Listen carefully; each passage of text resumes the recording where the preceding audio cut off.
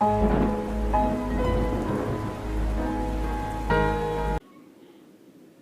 Everyone, welcome to Mona 2.0। आज के इस वीडियो में हम लुसेंट से सामान्य ज्ञान का हिस्ट्री सेक्शन देख रहे हैं, जिसमें हम लोग पढ़ेंगे प्रागैतिहासिक काल। ये हमारा दूसरा चैप्टर है हिस्ट्री का। इससे पहले हमने पहले वीडियो में पहले चैप्टर को प्राचीन भारतीय इतिहास के स्रोत को पढ़ा था। अब ये हम लोग लेकर के आए हैं प्रागैतिहासिक काल।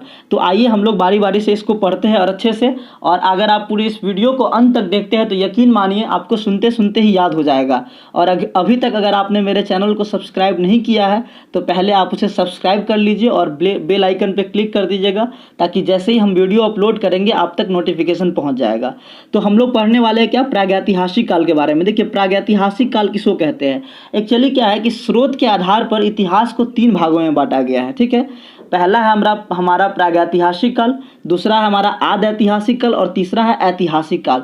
तो पहले हम लोग इस तीनों को समझेंगे। देखिए, इसमें क्या कह रहा है, जिस काल में मनुष्य ने घटनाओं का कोई लिखित विवरण उद्धृत नहीं किया उसे प्रागैतिहासिक काल कहते हैं। मतलब क्या है कि जिस काल का कोई लिखित विवरण उपलब्ध नहीं है उसे ही क्या कहेंगे, प्रागैतिहासिक काल कहेंगे। अर्थात अगर उदाहरण के रूप में बात कर ले तो पाषाण काल, मतलब कि वह काल जिसमें पत्थर का प्रयोग किया जाता था, तो इस काल को क्या कहेंगे, प्रागैतिहासिक काल कहेंगे। दूसरा है हमारा कि आद ऐतिहासिक काल। आद ऐतिहासिक काल उस काल को कहते हैं जिसमें क्या था कि लेखन का प्रचलन तो था, मतलब कि लिखित साक्ष्य तो था, लेकिन उसको पढ़ा नहीं जा सका है। जैसे मान लीजिए उदाहरण के लिए बात करेंगे तो हड़प्पा सभ्यता, ठीक है, ये आद ऐतिहासिक काल का एक उदाहरण है। इसमें क्या है कि हड़प्पा सभ्यता के बारे में लिखित जानकारी तो उपलब्ध थी, लेकिन उसको पढ़ा नहीं जा सका है। तो मानव विकास के, मतलब कि इतिहास के उस काल को हम लोग आद ऐतिहासिक काल कहेंगे, जिसमें क्या है कि लिखित साक्ष्य उपलब्ध है लेकिन उसको पढ़ा नहीं गया है। वही अगर हम लोग बात कर ले इतिहास की तो इतिहास जो है ना, उस काल को कहा गया है जिसका लिखित विवरण उपलब्ध है और उसको पढ़ा भी जा सका है। उदाहरण के रूप में अगर हम लोग बात कर लेंगे तो वैदिक से आगे का जो काल है उसे ही क्या कहा जाता है, इतिहास कहा जाता है, इतिहास कहा जाता है, ऐतिहासिक काल कहा जाता है। तो मुझे उम्मीद है कि ये तीनों बात आपको समझ में आ गया होगा। आगे हम लोग देखते हैं क्या ज्ञानी मानव के बारे में दिया गया है कि ज्ञानी मानव मतलब कि होमो सैपियंस। सबसे पहले यहाँ से ये ध्यान रखेंगे कि मानव का जो वैज्ञानिक नाम है ना, मनुष्य का जो वैज्ञानिक नाम है वो क्या है, होमो सैपियंस है। ठीक है, तो ये क्वेश्चन तो यही पूछता है कि मनुष्य का वैज्ञानिक नाम क्या है, होमो सैपियंस है। तो इस चीज़ को आप याद रखेंगे। लेकिन यहाँ पर ये कह रहा है कि ज्ञानी मानव अर्थात होमो सैपियंस का प्रवेश इस धरती पर आज से लगभग 30 या 40 हज़ार वर्ष पूर्व हुआ। तो ज्ञानी मानव का प्रवेश इस धरती पे कब हुआ है, 30 या 40 हज़ार वर्ष पूर्व हुआ है। आगे हम लोग देख ले तो पूर्व पाषाण युग के मानव की जीविका का मुख्य आधार जो था ना, वो शिकार था। देखिए, पहले हम लोग इस चीज़ को समझते हैं पाषाण युग के बारे में जो लिखा गया है। पाषाण युग अर्थात वह युग जिसमें पत्थर का प्रयोग किया जाता था, उसे ही क्या कहेंगे, पाषाण युग कहेंगे। इस पाषाण काल को 3 भागों में बांटा गया मुख्य रूप से। हालांकि वैसे 4 भागों में बांटा गया है, लेकिन मुख्य रूप से अगर हम लोग बात करेंगे तो इसके 3 काल है। पूर्व पाषाण काल या पूरा पाषाण काल इसको हम लोग भी कहते हैं। दूसरा है हमारा मध्य पाषाण काल और तीसरा हमारा क्या, नव पाषाण काल।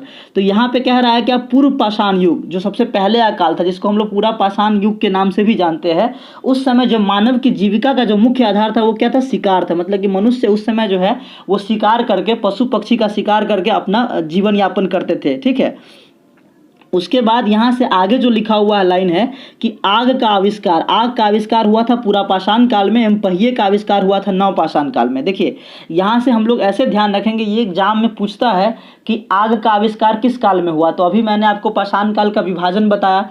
एक्चुअली जो पूरा पाषाण काल है उसका जो काल था 25 लाख ईसा पूर्व से लेकर के 10,000 ईसा पूर्व तक के जो काल है उसको कहा गया पूरा पाषाण काल। ठीक है, उसके बाद 10,000 ईसा पूर्व से लेकर के 4,000 ईसा पूर्व तक का जो काल था उसे कहा गया मध्य पाषाण काल, और 10,000 से लेकर के 1,000 ईसा पूर्व तक का जो काल था उसे कहा गया नव पाषाण काल। ठीक है, तो यहाँ पे कह रहा है कि आग का आविष्कार जो हुआ था ना वो पूरा पाषाण काल में हुआ था। तो ये क्वेश्चन एग्जाम में अगर पूछेगा तो आप कंफ्यूज नहीं होइएगा कि आग का आविष्कार किस काल में हुआ है, तो पूरा पाषाण काल में हुआ है। वहीं अगर बात कर ले आग के प्रयोग के बारे में, तो आग का प्रयोग जो है वो मध्य पाषाण काल में हुआ है, और पहिए का आविष्कार जो है वो नव पाषाण काल में हुआ, जिससे मानव के विकास को एक गति मिली है। तो इस तीनों बात को आप अच्छे से याद रखेंगे, यहाँ से एग्जाम में क्वेश्चन पूछता है। अगला कह रहा है क्या कि मनुष्य में अस्थायी निवास की प्रवृत्ति जो है वो नव पाषाण काल में हुई। किस पाषाण काल में, नव पाषाण काल में। तब उसने सबसे पहले कुत्ता को पालता पालतू बनाया। देखिए पहले जो शुरू में जो मनुष्य थे ना वो क्या थे, आखेटक थे, मतलब शिकार करके अपना जीवन व्यतीत करता था। और क्या था, आखेटक तो था ही, और साथ ही साथ खाद्य संग्राहक था। मतलब क्या है कि एक जगह से दूसरे जगह तक भटक भटक करके पशु पक्षियों का मांस खा करके अपना जीवन यापन करते थे, अपना पेट भरते थे। लेकिन जब हम लोग बात करेंगे मध्य पाषाण काल की, तो मध्य पाषाण काल में आते आते क्या हुआ कि थोड़ा बहुत ये पशुपालन के बारे में जानकारियां होने लगी, और उसने सबसे पहले कुत्ता को पालतू बनाया। और जब नव पाषाण काल में पहुंचते हैं, उस समय क्या हुआ कि मनुष्य जो है वो कृषि की खोज करने लगे। और जब कृषि की खोज करने लगे, तो जब कृषि की खोज हो गई तो कृषि करने के लिए क्या हुआ, एक स्थान पर निवास करना पड़ा। एक स्थान पर निवास करने से क्या हुआ कि समाज का निर्माण हुआ, और यहीं से मनुष्य में अस्थायी निवास की प्रवृत्ति जो क्या हुई, प्रारंभ हो गई। तो यहाँ से ध्यान रखिएगा आप कि मनुष्य में अस्थायी निवास की प्रवृत्ति कब से प्रारंभ हुई, तो नव पाषाण काल से हुई। और सबसे पहले उसने किस जानवर को पालतू बनाया, तो कुत्ता को पालतू बनाया। तो ये दोनों का दोनों क्वेश्चन जो है वो एग्जाम में पूछता है। अगला हम लोग बात कर ले कि मनुष्य ने सर्वप्रथम किस धातु का प्रयोग किया। ये एग्जाम में ये क्वेश्चन भी पूछता है कि मनुष्य ने सर्वप्रथम किस धातु का प्रयोग किया, तो तांबा धातु का प्रयोग किया।